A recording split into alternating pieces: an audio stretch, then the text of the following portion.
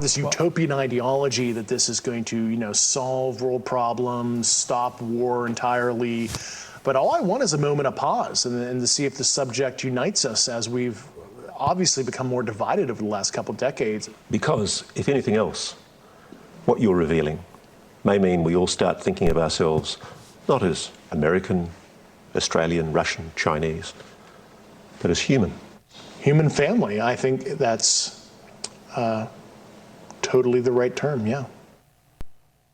That's it. That's exactly what we were talking about at the end of the first segment, that this is a government plot to usher in a one world government because it's not American versus Russian, it's human race versus aliens. Like, that's exactly what that is. Now, we were going to talk to that whistleblower. That was the intelligence official whistleblower guy. We were going to talk to him, but he needs Pentagon permission in order to continue to blow the whistle on the media. I was like, why would the Pentagon want him to talk? 57% of US adults think that aliens probably or definitely exist. It's going up.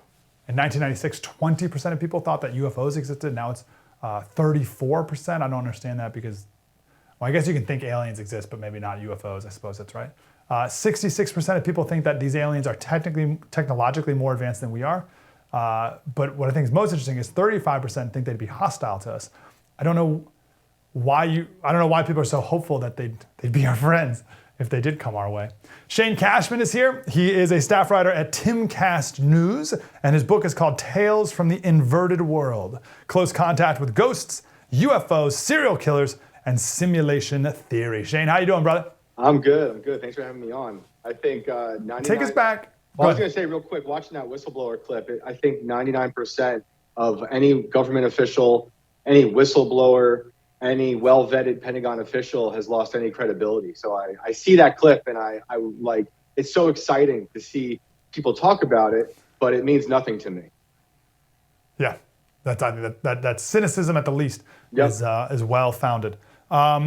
Take me back 10 years. Where were you when it came to all this paranormal, inverted world stuff? Oh yeah, I've been into this since I was a kid. I grew up in an old house from the 1700s in New York in the Hudson Valley that, my parents always said we had ghosts living there just because it's an old house. So it was a very nonchalant idea of the paranormal. Nothing I was very into all that much. It was just a part of our life. It was a town I'm from where Edgar Allan Poe went to college for a little bit, so it kind of seeped into everyday life. But I never had any experiences like that, and just thought it was something interesting to write about and talk about. But that was about it. So what'd you learn in your book about, give us some of the stories that are UFO related from your book. So yeah, in the new Inverted World book, I went to Georgia to talk about the Confederate gold that went missing in this particular town where the Confederacy was dissolved. On my third night there, I'm at the house I'm staying at. It's a big farm surrounded by pine trees. And we saw this bright orb drop out of the sky and just kind of move up and down, left and right. It was interesting. My first thought is, okay, it's a UFO, technically speaking. I don't think it's aliens. I don't know what it is because I'm skeptical of all these things. So I spent a few months talking to officials like the DEA, maybe it was a helicopter for drugs. I talked to meteorologists. I talked to a lot of locals who claim to have seen this type of orb going back to the 50s and 60s. No one knows what it is. I don't know if it's aliens. My inclination is that it's probably government. But it could be anything. I just know that our government likes to work on things in secret, and there is a military base within an hour or so of this town, and most of the reports we get through the government happen to take place near military bases. Interesting. Yeah, tell me about that. You found that to be true? Yeah, it seems that way. It was, I think, 2 Junes ago when that UAP report came out, which I just got to say the rebranding from UFO to UAP is bothersome. Like, why are we rebranding now? Why? Yeah, it's another point of like skepticism for me. It was like, okay, they're really trying to sell it now with like less taboo. But so they did that, and every report of a sighting in that UAP thing happened around a military base. So in my mind, that's them saying we're testing something, and you citizens of Earth are our experiments, or you're our test subjects, right? So that's where I go. However, people have been saying they've been seeing things in the sky for centuries. So I don't fully discount it because there's these crazy paintings, all these weird stories that, we could go back and forth about their being demons or biblical or they're aliens, you know. But the things that are happening now, I'm really skeptical of. It's a good point about the cave drawings of UFO-like things. That's interesting. I don't know what to do with that one. Right. What about aliens? Do you talk about aliens in your book at all? Have you talked to people who've seen aliens? In this book, I only talk to people about that UFO, which no one understands. In the previous Inverted World book, this is volume 2 that I was just talking about. In volume 1, I spent a lot of time with a guy who claims to have been abducted since he was 9 years old. That the aliens carried him outside of his window in Peekskill, New York, and he hovered over the Hudson River. And he said this has been happening to him his whole life. And he's probably in his 60s now. He started a type of, it's kind of like an AA for abductees where they all kind of meet in Pine Bush, New York. Yeah. Yeah. And he says he's got things that he feels in his head, all this stuff. And he's a very believable guy. He's really normal. He's a tech guy. He works on computers, hang glides, for a hobby. But so I hear his stories and they're fascinating. But there's also those things known as military abductions where it could be the military doing these things. If you want to believe it's happening to him at all, my gut says perhaps he's being abducted by our military, which is our military does very interesting things to its citizens. So it's not totally out of the realm of reason for that to happen. But yeah, that guy, so the claim is that in that story, he really believes. So he thinks he regularly gets abducted. That wasn't just a one-time shot. He's been abducted by multiple aliens, according to him. Tall grays, small grays. Wow. All different types. He's been used as like a healing device for aliens that were sick.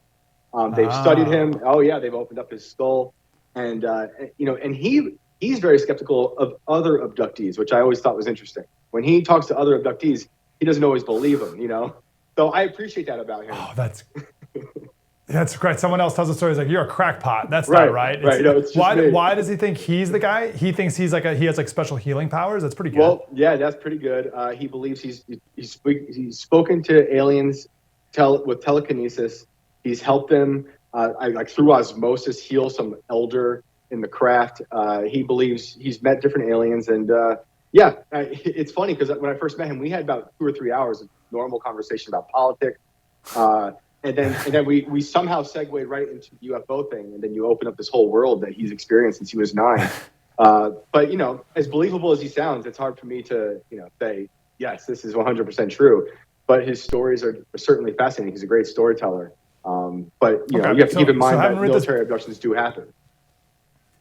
So having written this book and just lived in this world for a while and talked to a lot of people, what's your ultimate conclusion so far when it comes to UFOs and aliens? Where do you settle at this moment?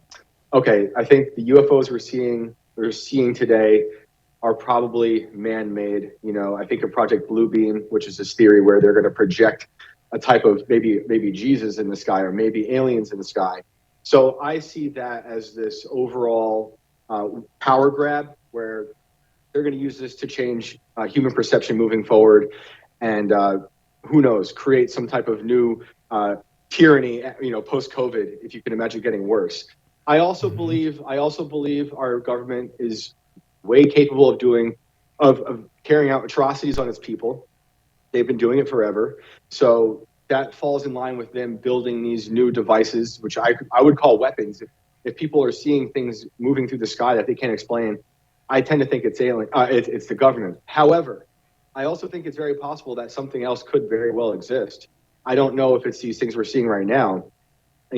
I just spent some time with Alex Jones in Texas, and we kind of went back and forth about real aliens versus fake aliens. And we were discussing, the interdimensional aliens, which for whatever reason sounds more believable to me, where it's these beings can pass through, time folded in half and enter our reality.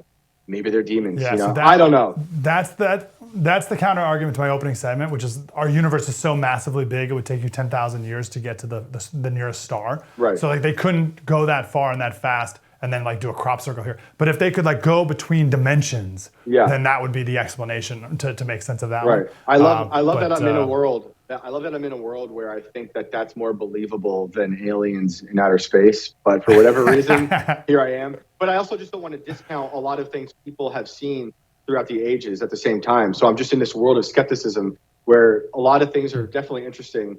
And I don't know yet how to parse through all of it. But when I see these things happening on Twitter, where they're sharing videos of the UFO in Las Vegas crashing, or that alien crouching behind some backyard, it looks so blatantly false to me that I don't know why people grab onto those things and see it and parade it around as evidence.